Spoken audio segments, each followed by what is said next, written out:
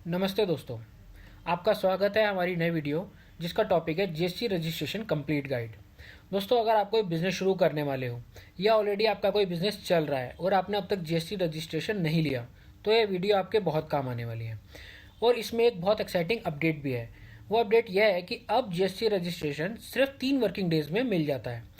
नए rule 9A की वजह से अब पोर्टल ऑटोमेटिकली हमारी एप्लीकेशन प्रोसेस करता है। इसमें किसी ऑफिसर की इंटरवेंशन की ज़रूरत नहीं होती, कोई मैनुअल स्क्रूटनी नहीं है। सिर्फ 3 दिन में आपको जीएसटी अलॉट हो जाता है।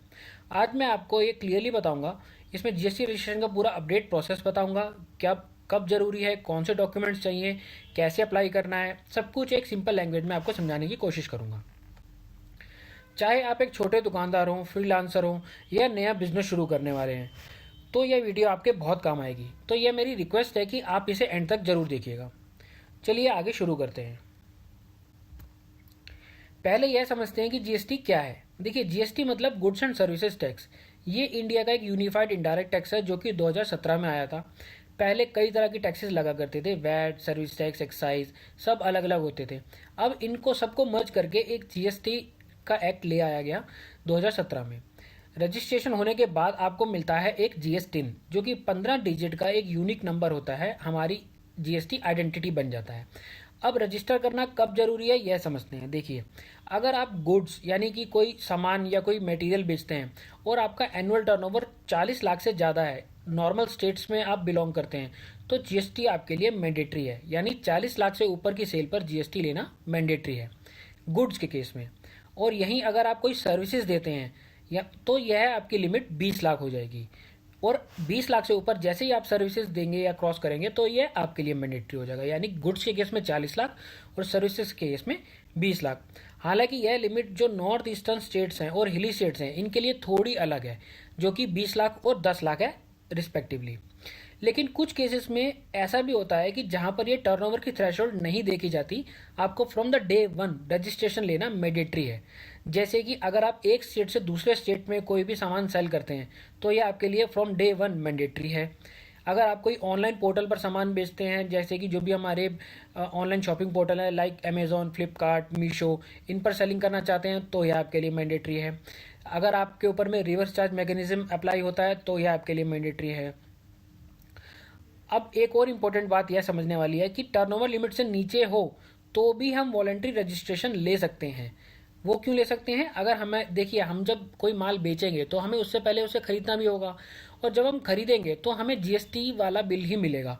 उस पर जो जीएसटी लगेगा उसका आईटीसी क्लेम करने के लिए हम चाहें तो वॉलंटरी रजिस्ट्रेशन भी ले सकते हैं। उसके लिए हमें ये टर्नओवर क्रॉस करने की टाइम का वेट करने की ज़रूरत नहीं है। हम चाहें तो from day one voluntary register कर सकते हैं और इसका आईटीसी क्लेम करके अपना बेनिफिट ले सकते हैं। अब सबसे बड़ा 2026 में जो अपडेट आया है उसे जानते हैं। देखिए, जीएसटी रजिस्ट्रेशन अब सिर्फ 3 वर्किंग डेज में मिल जाता है। नवंबर 2025 से एक नया रूल आ गया है, वह रूल 9A। अब यह क्या करता है, जब आप एप्लीकेशन सबमिट करते हैं तो जीएसटी पोर्टल ऑटोमेटिकली आपका रिस्क चेक करता है। और अगर आप पोर्टल देखता है कि अगर आपका लो रिस्क एप्लीकेंट अगर आप एक लो रिस्क एप्लीकेंट हैं, तो यह पोर्टल आपको खुद ही 3 वर्किंग डेज के अंदर अंदर आपको जीएसटी इशू कर देता है। इसमें किसी ऑफिसर की ज़रूरत नहीं होती, कोई मैनुअल रिव्यू नहीं होता। अब देखिए, पहले क्या होता था, एप्लीकेशन सबमिट होती थी, ऑफिसर उसको रिव्यू करता था, REG 03 यानी कि अगर कोई क्लैरिफिकेशन चाहिए होती थी तो वो दे देता था, फिर डॉक्यूमेंट्स मांगता था, तो एक लंबा प्रोसेस होता था। फिजिकल वेरिफिकेशन का डर भी रहता था कि वो हमारे प्लेस ऑफ बिजनेस पर विजिट करेंगे और हमें उनको एक्सप्लेन करना पड़ेगा, सब कुछ ये सब होता था। 7 दिन से लेकर के ऑलमोस्ट महीना महीना तक लग जाता था। पर अब रूल 9A के आने से क्या हुआ है कि एप्लीकेशन सबमिट करिए, आधार से वेरीफाई करिए, पोर्टल खुद से रिस्क चेक करेगा, और अगर पोर्टल आपको लो रिस्क पाता है तो 3 दिन के अंदर अंदर आपको जीएसटी अलॉट हो जाएगा। हाई रिस्क एप्लीकेंट हैं तो ऑफिसर रिव्यू या बायोमेट्रिक वगैरह के लिए चेकिंग के लिए आपको फर्दर आपको पूछ सकता है। बट अगर आप लो रिस्क एप्लीकेंट पाए गए तो आपको सिंपली 3 दिन के अंदर अंदर जीएसटी अलॉट हो जाएगा। और एक नया रूल है, ये रूल है 14A। अगर आपका मंथली आउटपुट टैक्स 2.5 लाख से कम है, यानी कि जो आप सेल करेंगे मंथली, अगर उस सेल पर जो भी आपका जीएसटी एप्लीकेबल रेट होगा, अगर वो 2.5 लाख से नीचे नीचे है, यानी कि अगर आप स्मॉल बिजनेस ओनर हैं, तो एक सिंप्लीफाइड स्पेशल रजिस्ट्रेशन रूट भी अवेलेबल है। तो हम चाहें तो इसका भी बेनिफिट उठा सकते हैं। तो रूल 9A और रूल 14A देखिए दोनों अलग हैं। रूल 9A तो वैसे ही स्मॉल रिस्क एप्लीकेंट मान के आपको ऑटोमेटिकली जीएसटी रजिस्ट्रेशन दे देता है, बट अगर आप स्मॉल रिस्क एप्लीकेंट नहीं भी हैं तो भी अगर आप रूल 14A के अकॉर्डिंगली अगर आपका मंथली आउटपुट टैक्स 2.5 लाख या उससे नीचे रहता है तो आप रूल 14A के अकॉर्डिंगली एप्लीकेशन फाइल कर सकते हैं। वहाँ भी आपको रजिस्ट्रेशन बहुत जल्दी आपको अलॉट कर दिया जाएगा।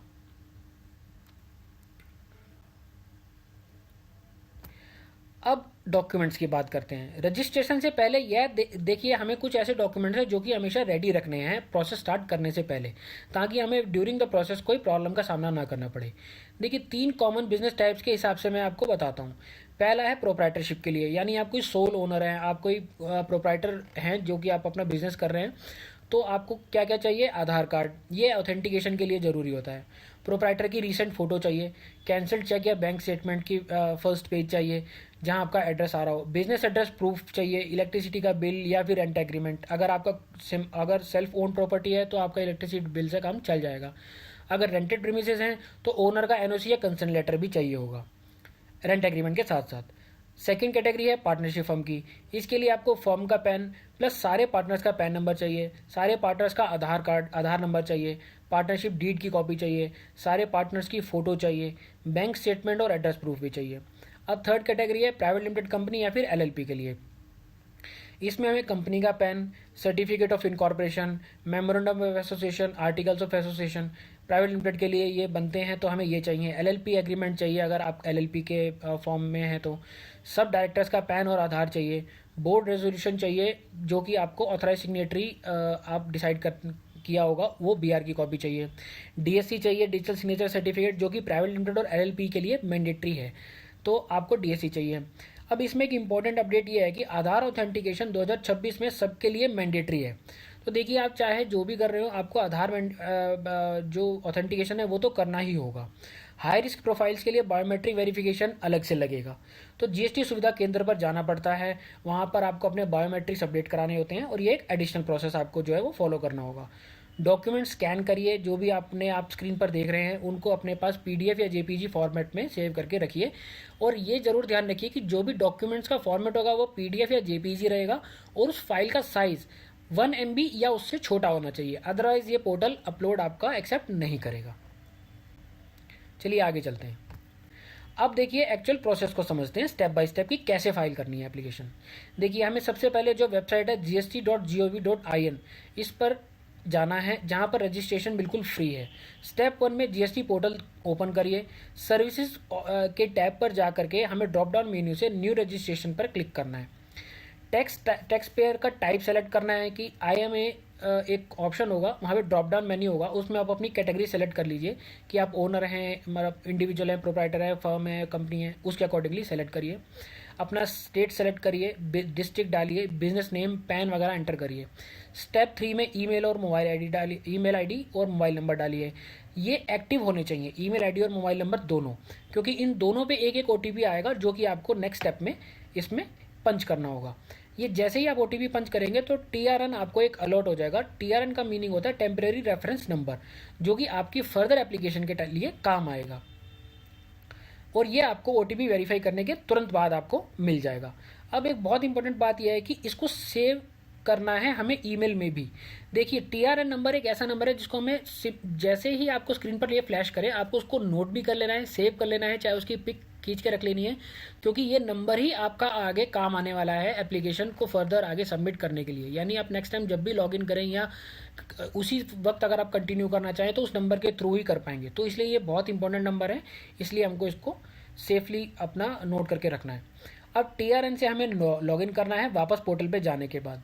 Services, registration, temporary registration, TRN enter करें प्लस OTP डालिए और प्रोसीड कर जाइए। अब आपका मेन एप्लीकेशन फॉर्म खुल जाएगा। यानी पहले स्टेप में हमने क्या किया, पहले TRN नंबर हमने अलॉट करवा लिया, पहले 3 4 5 स्टेप्स के बाद में उस TRN नंबर को यूज़ करते हुए हमने लॉगिन किया फर्स्ट टाइम लॉगिन के लिए। जैसे ही आप लॉगिन करेंगे OTP के थ्रू, तो आपका मेन एप्लीकेशन फॉर्म जो होगा वो ओपन हो जाएगा। ये फर्स्ट स्टेप था। अब नेक्स्ट स्टेप जानते हैं। पार्ट 1 था, पार्ट 2 बेसिकली, पार्ट 2 में अब समझते हैं आगे क्या करना है। अब पार्ट 2 में देखिए कुछ ऐसे सेक्शंस हैं जो कि हमें फिल करने होंगे, जैसे बिजनेस डिटेल्स फिल करनी है, बिजनेस नेम, पैन, कॉन्स्टिट्यूशन का हमारा क्या टाइप है, प्रोप्राइटर है, कंपनी है, पार्टनरशिप फर्म है, वो सेलेक्ट करना है। बिजनेस स्टार्ट हमने किस डेट को किया है वो डेट पंच करनी है। प्रमोटर या पार्टनर की डिटेल्स डालनी है, ओनर या डायरेक्टर का नाम, पैन, आधार, फोटो, डेजिग्नेशन, ये सब चीज़ें हमें उसमें पंच इन करनी है। बिजनेस एड्रेस मेंशन करना है, प्रिंसिपल प्लेस ऑफ बिजनेस यानी कि मैप माई इंडिया टूल से एग्जैक्ट लोकेशन पिन करिए। वो देखिए इस एप्लीकेशन में जहाँ जहाँ भी जिस भी सेल में ऊपर रेड एस्ट्रिक मार्क होगा वो मैंडेटरी फील्ड है, वहाँ आपको पंच डिटेल करनी ही करनी है, बिना उसके एप्लीकेशन आगे प्रोसीड नहीं करेगी।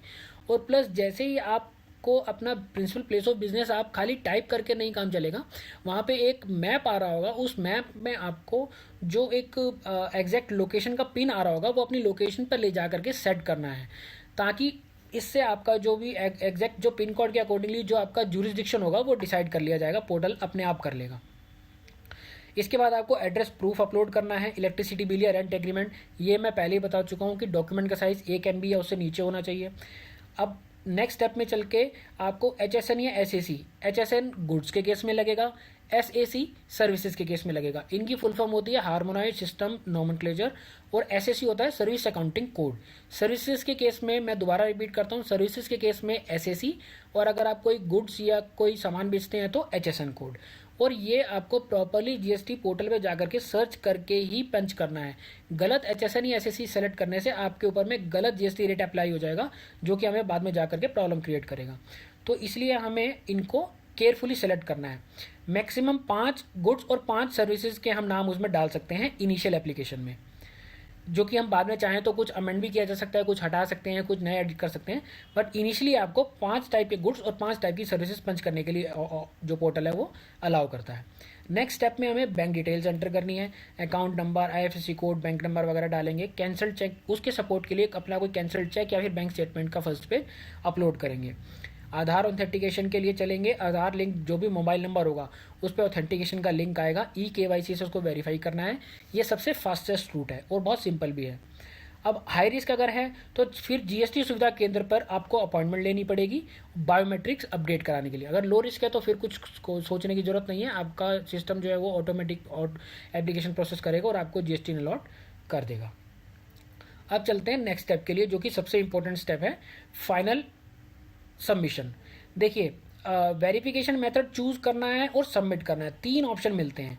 पहला है EVC यानी कि OTP बेस्ड, प्रोप्राइटर्स और इंडिविजुअल्स के लिए होता है। मोबाइल पे OTP आएगा, एंटर करना है, आसानी से सबमिट हो जाएगा। दूसरा है DSC यानी डिजिटल सिग्नेचर सर्टिफिकेट, कंपनीज और LLP के लिए ये मैंडेटरी है। DSC या फिर कंपनीज और LLP के लिए बेसिकली DSC के थ्रू एप्लीकेशन सबमिट करना मैंडेटरी है। तीसरा है आधार E-साइन, ये सब एंटिटीज़ के लिए एक्सेप्टेड है। आधार लिंक्ड मोबाइल पे जो भी होगा आपके एक OTP आएगा, क्विक और इजीली उसको सबमिट करना है। सबमिट करने के बाद क्या होगा, तुरंत एक ARN जनरेट हो जाएगा। ARN का मतलब होता है एप्लीकेशन रेफरेंस नंबर, और अगर एक बार ARN जनरेट हो गया तो अब आप इंश्योर हो सकते हैं कि आपकी एप्लीकेशन सबमिट हो गई है, क्योंकि इसके बाद ही आपको ARN जनरेट होता है। यह ARN आपके मोबाइल नंबर पर मैसेज के थ्रू भी आ जाएगा, और आपने जो भी ईमेल आईडी पंच की होगी उस ईमेल आईडी पर एक मेल की फॉर्म में भी आपको रिसीव हो जाएगा। और इसके बाद में आप ये मान सकते हैं कि आपकी एप्लीकेशन सबमिट हो चुकी है। अब देखिए रूल 9A का मैजिक देखते हैं। इसके बाद देखिए पोर्टल, आप ये एप्लीकेशन सबमिट होने के बाद रूल 9A के अकॉर्डिंगली पोर्टल आपका रिस्क ऑटोमेटिकली चेक करेगा। अगर पोर्टल पाता है कि आप लो रिस्क कैटेगरी में आते हैं तो विदिन 3 वर्किंग डेज में आपको GST अलॉट ऑटोमेटिकली हो जाएगा। आपको कहीं जाने की जरूरत नहीं है, कुछ करने की जरूरत नहीं है, आपको यहीं पर आपको GST में आपका जो भी सर्टिफिकेट है वो दे दिया जाएगा। GST मिलने के बाद क्या करना है, आपको मैसेज एक रिसीव हो जाएगा कि you have been allotted a GST।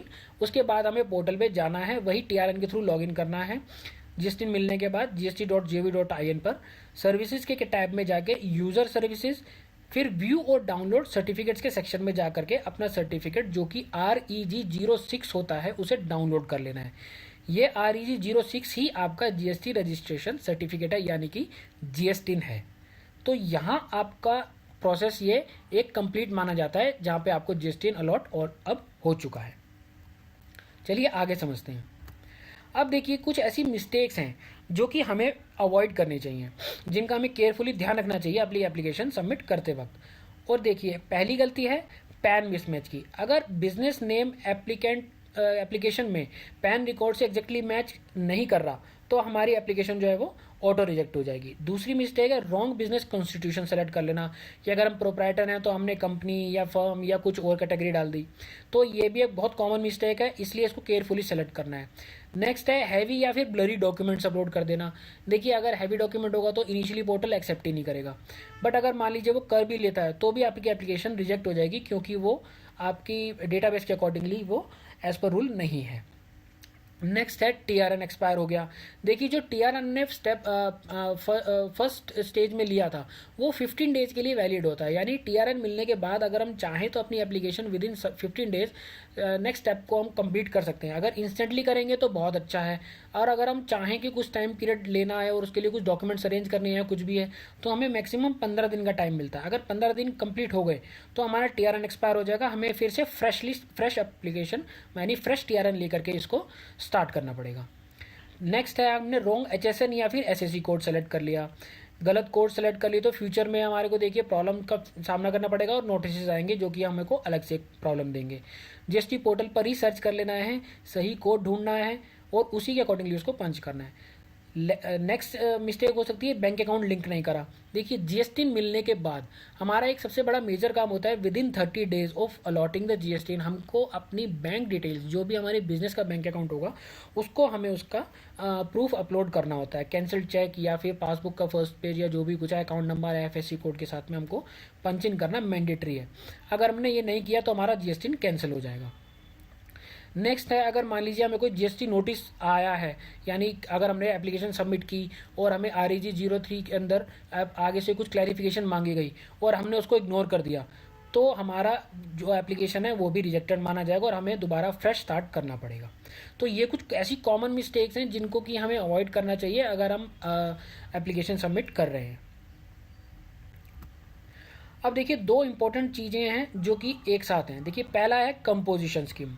Composition scheme क्या होता है यह समझते हैं। देखिए अगर हमारा एनुअल टर्नओवर, मैं बात कर रहा हूँ एनुअल टर्नओवर, एक साल में होने वाला टर्नओवर, अगर आपका 1.5 करोड़ से कम है और आप गुड्स की कैटेगरी में आते हैं, और यही टर्नओवर अगर आपका 50 लाख से कम है और आप सर्विसेज की कैटेगरी में आते हैं, यानी गुड्स के केस में 1.5 करोड़, सर्विसेज के केस में 50 लाख, तो हम कंपोजिशन स्कीम चूज कर सकते हैं। अब देखिए इस स्कीम में होता क्या है, एक फ्लैट लो टैक्स रेट हम पर अप्लाई हो जाता है।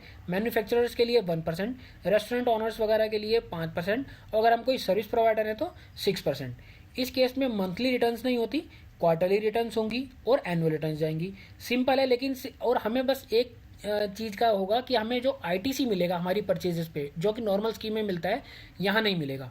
बट हमें एक और बात जाननी चाहिए कि मान लीजिए अगर हमारा नॉर्मल स्कीम में हम जाते हैं तो हमारा जो आउटपुट टैक्स होगा वो 18% होगा और हमें इनपुट भी अलाउ कर दिया जाएगा। बट कंपोजिशन स्कीम में क्या होगा, हमारा टैक्स रेट मान लीजिए 1, 5 या 6 जो भी कैटेगरी में हम आते हैं उसमें है, तो हमें आईटीसी नहीं मिलेगा, तो हमारा आउटपुट भी टैक्स भी तो यहाँ पर कम है, इसी वजह से आईटीसी नहीं अलाउ किया जाता। और इंटरस्टेट सप्लाई हम चाहेंगे तो भी नहीं कर सकते, क्योंकि कंपोजिशन डीलर सिर्फ लोकली सप्लाई कर सकता है। बेसिकली देखिए कंपोजिशन स्कीम जो है वो छोटे रिटेलर्स, लोकल रेस्टोरेंट वगैरह हैं, स्मॉल मैन्युफैक्चरर्स, इन सब के लिए लाई गई है, ताकि इनको कंप्लाइंसेस का कम सामना करना पड़े और ये ईजिली उस चीज़ को मैनेज कर सके।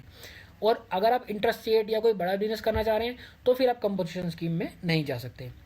अब देखिए जानते हैं रजिस्ट्रेशन के तुरंत बाद करने वाले ऐसे 6 काम जो कि हमारे को बहुत ध्यान से करने चाहिए। देखिए पहला है जीएसटी कंप्लाइंट इनवॉइस बनाना है। इनवॉइस में जो जो डिटेल्स मेंशन करनी है वो जीएसटी रूल्स के अकॉर्डिंगली मेंशन होनी या करनी मैंडेटरी है।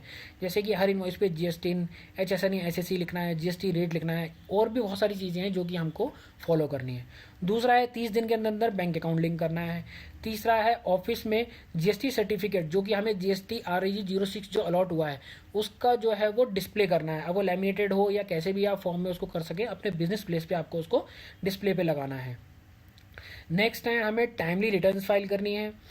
और हमको उसका ड्यू डेट्स का ज़रूर ध्यान रखना है। नेक्स्ट है इनपुट टैक्स क्रेडिट का क्लेम करना है। देखिए हम GSTR 2B डाउनलोड करेंगे, उसमें हमारी जितनी भी परचेजेस की होंगी उसका सबकी डिटेल मिल जाती है और उसके अकॉर्डिंगली रिकनसाइल करने के बाद ही हमें अपना इनपुट क्लेम करना है। और लास्ट है जो भी हमारे रिकॉर्ड्स हम बनाएंगे सेल के या परचेज के, वो एटलीस्ट 6 ईयर्स तक यानी 72 months from the date of जो भी आपका रेलिवेंट फाइनेंशियल ईयर है, वहाँ से 6 साल तक आपको वो रिकॉर्ड्स मेंटेन करके अपने पास रखने हैं, क्योंकि इसके दौरान अगर आपको कभी भी नोटिस या कोई स्क्रूटनी आती है तो आप उसको केयरफुली हैंडल कर पाएँ। तो दोस्तों ये था GST रजिस्ट्रेशन का एक कंप्लीट और अपडेटेड गाइड अप्रैल 2026 के नए रूल्स के साथ। देखिए मैंने इन स्लाइड्स में आपको ये एक्सप्लेन करने की कोशिश की है ईजिली। आई होप कि आपको समझ में आया होगा। इसकी एक बार समरी दोबारा से रिकैप कर लेते हैं। देखिए पहला है GST के लिए गुड्स के लिए 40 लाख और सर्विसेज के लिए 20 लाख टर्नओवर लिमिट है। अगर आप इससे ऊपर जाते हैं तो आपको रजिस्ट्रेशन लेना मैंडेटरी है। इंटरस्टेट सेलर और ई-कॉमर्स वालों के लिए ये फ्रॉम द डे 1 मैंडेटरी है रिगार्डलेस ऑफ एनी टर्नओवर। दूसरा, न्यू रूल 9A के अकॉर्डिंगली लो रिस्क एप्लीकेंट हैं तो 3 वर्किंग डेज में आपको GST ऑटोमेटिकली अलॉट हो जाएगा, कोई ऑफिसर की जरूरत नहीं है, पोर्टल खुद अप्रूव कर देगा। तीसरा है पैन, आधार, एड्रेस प्रूफ वगैरह, बैंक डिटेल्स ये सब रेडी रखने हैं, स्कैन करके रखने हैं। सबकी जो फाइल की साइज़ है वो 1 MB या उससे कम होना चाहिए। नेक्स्ट है gst.gov.in पे जाना है, TRN जनरेट करना है जो कि 15 डेज़ के लिए वैलिड रहेगा और इन 15 डेज़ के अंदर अंदर हमको स्टेप 2 ऑफ द जो एप्लीकेशन है वो कंप्लीट करना है। आधार से वेरीफाई करना है, EVC या DSC से सबमिट करना है, ARN मिल जाएगा और 3 दिन के अंदर अंदर आपको GST भी मिल जाएगा। नेक्स्ट है GST मिलते ही बैंक अकाउंट लिंक करना है, या अगर हमारा बैंक अकाउंट ऑलरेडी खुला हुआ है तो वो लिंक करिए, नहीं खुला हुआ तो GST अलॉट होते ही हमको बैंक अकाउंट ओपन करवाना है और विदिन 30 डेज उसको पोर्टल पे अपडेट करना है। नेक्स्ट है आपका स्मॉल बिजनेस। अगर आप ओनर हैं तो हम कंपोजिशन स्कीम में हम जा सकते हैं, कंसिडर कर सकते हैं। सिंपल एक फ्लैट रेट का टैक्स लग जाएगा। गुड्स के केस में 1.5 करोड़ और सर्विसेज के केस में 50 लाख अगर हम टर्नओवर लिमिट या उससे नीचे वाले हैं तो हम इस कंपोजिशन स्कीम में जा सकते हैं। तो ये था एक quick recap of the complete video. देखिए दोस्तों, देखिए मैं ये वीडियो आई होप कि आपको हेल्पफुल लगी होगी, और अगर ऐसा है, अगर आपको ये वीडियो हेल्पफुल और इन्फॉर्मेटिव लगी है तो आप इसको प्लीज़ लाइक करिए, शेयर करिए और किसी भी बिजनेस ओनर या फ्रीलांसर के साथ में इसको शेयर करिए जो GST रजिस्ट्रेशन के बारे में सोच रहा है या आगे लेने वाला है। आप हमारे चैनल को प्लीज़ सब्सक्राइब कर लीजिए ताकि आपको ऐसी इन्फॉर्मेटिव वीडियोस ज़रूर मिलते रहें। बेल आइकन ज़रूर दबाइएगा ताकि आप हमारी आने वाली फ्यूचर की कोई भी वीडियोस मिस ना करें। आई thank you so much for watching.